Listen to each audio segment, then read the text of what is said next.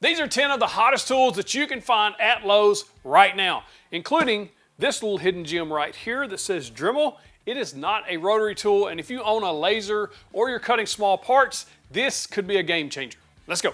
Thank you to Lowe's for sponsoring this video, and let me pick out 10 of the hottest tools that you can find at Lowe's. Some of these are absolutely incredible tools that you probably didn't even know about, like this one. First on the list, I'm gonna give this a 5 out of 5 on the Outlaw Effects sellout meter. I think this is going to sell out very fast. This is the WEN Miter Gauge. This thing is absolutely awesome. I've never seen a miter gauge this good at this price point. It is seriously nice. First, out of the box, what you get is what you see here, plus you do get a bag of a little bit of extra. So you're getting a few of those spacer washers and some of those Allen keys that will adjust this miter gauge. This is one of the nicest WEN tools I've had the pleasure of using, and I've used quite a few WEN tools. I've been a big WEN fan over the years. I've owned several of their tools. This thing is no exception to how nice it is. First, this knob right here is all metal. It's very hefty, gives this a nice weight to it, and it's knurled, kind of like a barbell is knurled, if you know what that feels like. It's just a nice knurling on there. And then of course the adjustment knob on the back, the same knurling as well. It's just well done, just well done. One of my favorite features of this miter gauge are all of these positive stops at the angles. And the way this works, you loosen this knob back here, you can move this out. So that means at any point between 0 and 60 degrees, this goes up to 60 degrees both ways, you can set miters. I love the fact that this gear tooth slides in there at the exact right angle, whether that's 0 or 45 or anywhere in between there and 60. They have various detents that you can use.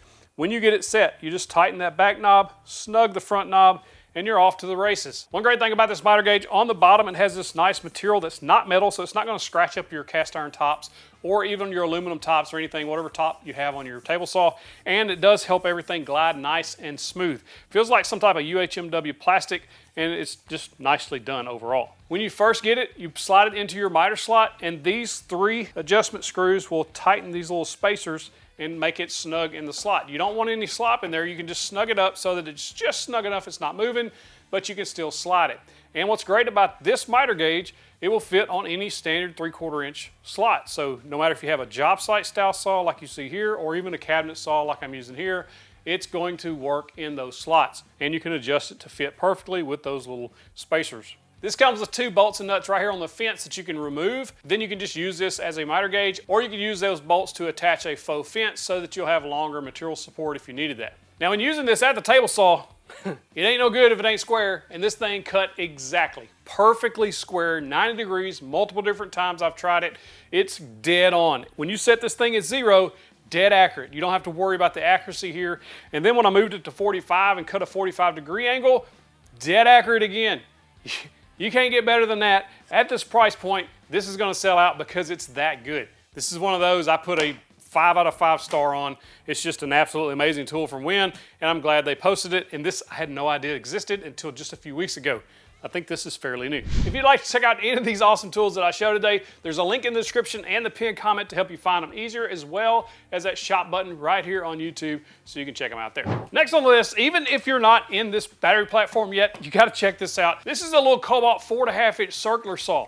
I was like, man, that's kind of cool, especially for certain purposes. Now I've heard from a lot of people that take this style of saw to the store with them when they're buying plywood so they can break it down in the parking lot so they can put it in their SUVs, their vans, and things like that when you don't have a pickup to transport them. And even if you do have a pickup, sometimes they just cut them in half so they all fit in the bed of the truck. This is perfect for that, but it also has a couple of other cool uses. First, the features on this are well thought out. Check this out. To raise and lower the blade, I absolutely love this. It's just pinch. You pinch this up and down, and it's just a very smooth action. This also does bevel cuts. You just flip this one lever up, and then of course you just move it down to 45 degrees, and you can lock it in place. This also comes with an edge guide that's easily installed, and this is where I like this a lot. If you have to cut a lot of thin strips or small strips of plywood or smaller pieces, this might be the way to go. If you don't have a track saw or anything like that, this little edge guide is going to help you get really nice, accurate results every single time.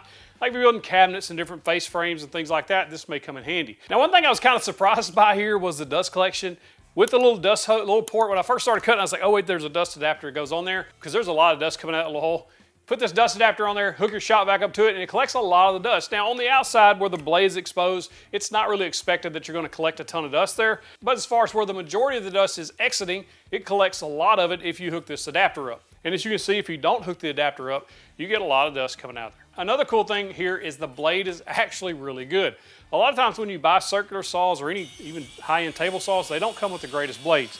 I like this blade. It did a very good job cutting this plywood, and it cut a nice clean cut on there, and that's what you want to see. This does use the Kobalt 24-volt batteries, so if you already have those, you'll be good to go. Next on the list, probably one of the most requested reviews I've gotten over the last year or so is the DeWALT Stealth Sonic shop vacs. I have heard nothing but amazing things about this thing, about how quiet it is, how powerful it is, and I had to try this out because these are hot sellers right now at Lowe's, probably for a good reason, but I've never heard one live and in person, so here we go.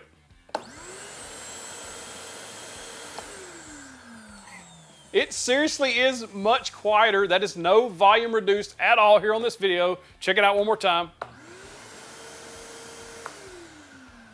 That's cool.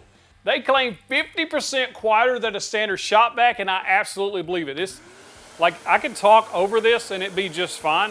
If I'm in the shop working, it's not going to be an annoyance or a very loud sound in here, especially if you have neighbors and things like that. They'll probably appreciate that. And as far as power goes,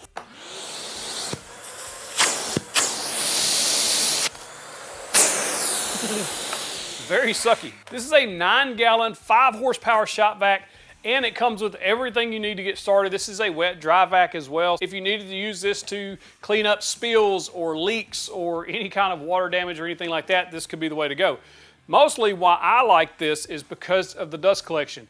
It does come with a bag, which I absolutely love, having a shop vac that has a bag with it, and you can buy, of course, extra bags and things like that, because that's going to keep that filter clean. As you see here, we're going to use this as a dust collector today using various tools, and you'll see here that after it's over, the filter remains very clean and all the dust is in the bag. That's why I love these bags, because it prevents that dust from clogging up your filter, and then thereby if your filter is clogged, you get less suction. So you still keep that good suction power, pulling in that dust and everything into that bag, which I absolutely love. Out of the box, when you get this, you're going to get 4 tires or 4 wheels that you're going to be able to install very easily, 1 screw a piece. They slide in and lock in. And then there was a cool little accessory bag that comes with this one that locks into the back. You screw these little brackets in from inside, and then you can drop your little accessory bag onto the back. That'll hold these hard pipe hoses as well as all of your accessories that you would be using with this shop vac, so you keep them all handy. It does include a strap up top to be able to roll your hose up and keep that nice and tidy, all in one little small package. They claim 2.5 times more motor life on this model versus some of the competitors, and it also has a 3-year warranty. If you're looking for some way to collect dust or clean up things around the shop, you should probably check this out. Throughout this entire video, which you haven't seen yet, but I made a lot of cuts on the table saw, backing up all the drill shavings. I even took this to my big dust collector and sucked up a bunch out of there just to show you what the filter looks like. Very, very, very little dust. And we're talking like a tiny spot right there. The rest of that filter is clean, which is what you want to see, especially after all I've sucked up today, which was quite a bit. This bag is about half full, and most of that comes from sucking up all that dust in the dust extractor, which includes MDF dust, walnut dust, maple dust, a little bit of everything in there kind of mixed together. So you get a variety here. That's why you want a bag in your shop vac, and I'm glad they included it with this one. Next on the list, by far one of the best budget picks for Forstner bits that I've ever used, and I have had this set for years now. It's one of my first sets of Forstner bits that I ever bought, and this is the Irwin set. I think this set is perfect for beginners, especially if you're on a budget. You just need some really good drill bits for doing what Forstner bits do, which we'll talk about. But these are extremely well. They hold their edge well. They drill nice, clean holes. This is an 8-piece set, or you can pick up the 14-piece set. I'll link to both, but I think if you're just getting started, this one's gonna do you well. Now, a Forstner bit is really good at drilling extremely clean holes, especially if you're not going to drill all the way through. But even if you are drilling all the way through, as you see here, there's minimal tear out on the back side of this. And a quick tip on how to prevent that is just support it with a scrap piece underneath what you're drilling through, and you'll get a nice clean hole through and through. The edges are going to be nice and clean, but if you're just doing a flat bottom hole, if you need to put a dowel in, or when I was building my dog kennel, I was embedding rebar in there for the bars on the dog kennel. It's really great for those because they're really nice, clean holes. Everything looks nice. These bits are some of the best value bits on the market. If you don't have some, you definitely should check these out. Another thing about these is they extract those chips as they go, so it's very rare these get clogged up. Because of how they're designed, you see here I'm boring through this pine with no problem. It's not clogging up. Everything drills nice and fast and, again, clean. Next up, one of the best value miter saws on the market, in my opinion. This thing is fantastic. You get a ton of features for what you're paying for. Now, this is a 10-inch model. They do have a 12-inch model. I think the 10-inch model is probably best for most wood shops because most people aren't cutting like really large material, but if you are, check out the 12-inch if you'd like to upgrade to that. This has some of the highest cutting capacities that I've seen as far as miters go. You get 60 degrees to the right, 55 degrees to the left, and your bevel cuts go up to 48 degrees both ways. Some of the other competitors don't go to 48 both ways. One is like 45 one way, 48 the other. And then a lot of times you'll see up to 50 degrees miter capacity. This has up to 60 degrees. This also is rocking a 15 amp motor, plenty of power to cut through anything you're gonna want. And I love how the bevel feature works on this. There's no feeling around behind the saw to find that knob or whatever's back there to loosen, to do the bevels. Everything is up front. The nice little big blue lever right there, you're gonna slap that up and then you'll be able to do your bevel cuts and then of course push it back down to lock it. Has positive stops all the way along the way at all the common angles, and it does have that shadow line that highlights or shadows the blade, so you even see the teeth of the blade, so you know exactly where that kerf of that blade is gonna cut. And lightweight, portable. I love the extension arms on here. Nice, beefy, solid saw. This doesn't weigh a ton, it just does the work. It's one of the best values I've found. Next on the list, if you watch this channel at all, you know I'm a fan of the Milescraft Grabber Pro. There's several features that I love about that push block, but I didn't know this one was on the market until a few weeks ago, and I think it's absolutely genius. First and foremost, it still has that angled handle. I love the fact that they angle their handles on here, especially for use at the table saw. It lets me stand to the left side of the blade, still get a good grip on this push block, and then push the cut all the way through. I like this design a lot. It has two very cool little features. One feature, but there's one on each end. And that's these little feet that drop down, basically help grip the back of the stock as you push the cut through, or they're spring loaded, so when you place it on top of the stock, they just mash flat and the grippy pad on bottom actually helps the grip. So you can use it either way. But I do love these little grips on the back, because if you use this at a table saw, maybe it requires just a little bit more push to get the cut to go through. I like the fact that these are back there to help push that stock through that cut. And if you use these at the jointer, keeping one of these at the back to help push that all the way through the jointer, it's just fantastic. And if you don't want those feet in the way, you can literally just push them flat and tighten that knob, and then they're up out of the way. But if you do need them, loosen the knob, they spring back down. If you're gonna grab these for the jointer, I would recommend two, one up front, one in the back. Perfect. Next up, if you're in the market for a workbench or an assembly table or even a miter station or somewhere to put your table saw or any number of things for storage or use in your shop, check out this Craftsman Workbench. This is 72 inches long by almost 24 inches deep. It includes a nice hefty shelf on the bottom for storing anything you want.